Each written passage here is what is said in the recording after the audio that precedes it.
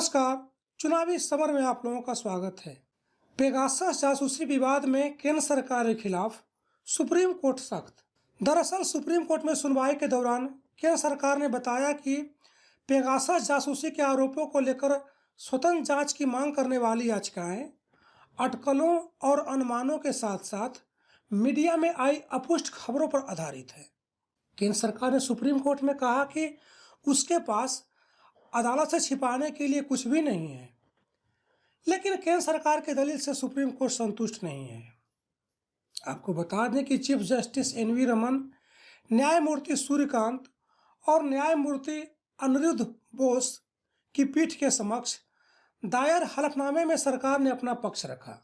सरकार ने कहा कि केंद्रीय मंत्री अश्विनी वैष्णव पहले ही कथित पेगासस जासूसी मुद्दे पर संसद में अपना रुख स्पष्ट कर चुके हैं। हलफनामे में कहा गया कि कुछ निहित स्वार्थों द्वारा दिए गए किसी भी गलत विमर्श को दूर करने और उठाए गए मुद्दों की जांच करने के उद्देश्य से विशेषज्ञों की एक समिति का गठन किया जाएगा। लेकिन केंद्र सरकार का पक्ष रख रहे एसजी तुषार मेहता से सीजेआई ने कहा कि यह एक सीमित हलफनामा है। उन्होंने कहा कि कोर्ट इन आरोपों से संतुष्ट नहीं है कि पेगासस का इस्तेमाल किया गया था या नहीं। चीफ जस्टिस ने कहा कि जब तक आप जानकारी नहीं देते हम सुनवाई नहीं कर सकते, लेकिन हम आपको विस्तृत हलफनामे के लिए समय दे सकते हैं।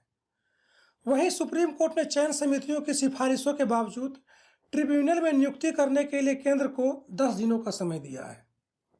इसके साथ ही सुप्रीम कोर्ट ने सरकार को नोटिस भी जारी किया है और कहा कि सरकार को उन आरोपों का जवाब देना चाहिए जिनमें कहा गया है कि इजरायली स्पाईवेयर का इस्तेमाल अलग अलग फोन पर किया गया था।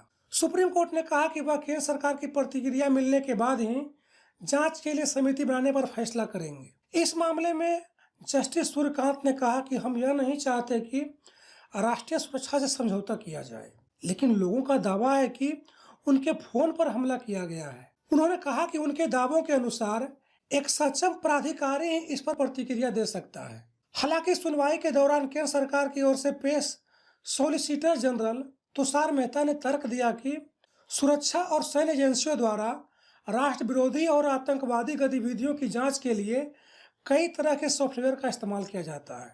उन्होंने कहा कि कोई भी सरकार यह सार्वजनिक नहीं करेगी कि वह किस सॉफ्टवेयर का इस्तेमाल करती है, ताकि आतंकी नेटवर्क अपने सिस्टम को मॉडिफाई कर सके और ट्रैकिंग से बच सके।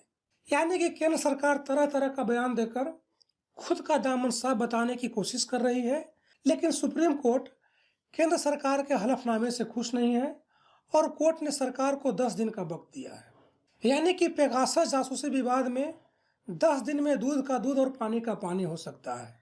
वैसे इस मुद्दे पर सुप्रीम कोर्ट ने जिस तरह से सख्त रुख अपनाया है, उससे लोगों की उम्मीदें कोर्ट से कुछ ज़्यादा ही बढ़ गई है।